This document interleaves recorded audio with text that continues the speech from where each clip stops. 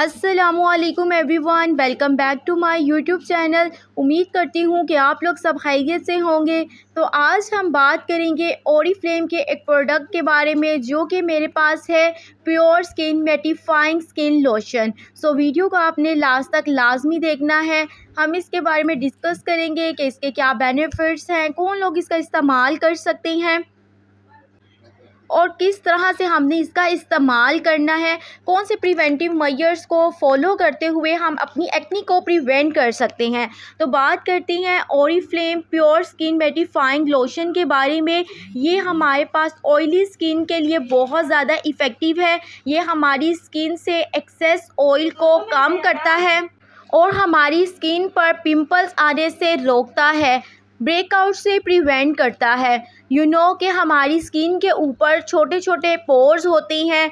जब हमारे पोर्स के अंदर सीबम बहुत ज़्यादा एक्सेस अमाउंट में प्रोड्यूस होता है, सेबेशियस ग्लैंड सीबम को प्रोड्यूस करते हैं और डस्ट वगैरह आती है, तो वो बैक्टीरिया के लिए बहुत साजगार माहौल होता है। उसकी वजह से हमारी स्किन के ऊपर एक्नी होना स्टार्ट हो जाती है। सो ये हमारे पोर्स को क्लियर करता है और एक्नी से प्रिवेंट करता है हमारी फेस को।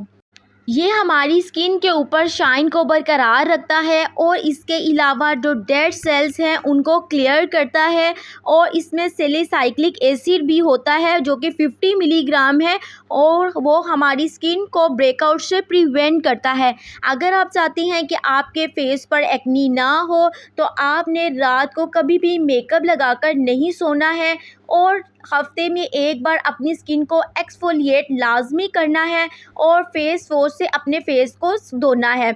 ये मैटिफाइंग फेस लोशन जो है, आपने अपने फेस को अच्छे तरीके से वॉश करने के बाद लाइट सी क्वांटिटी लेनी है और अपने फेस के ऊपर अप्लाई कर लेना है और हल्की सी मसाज कर लेनी है, यहाँ तक कि आपका जो लोशन है वो स्किन के अंदर जज्ब हो जाएगा।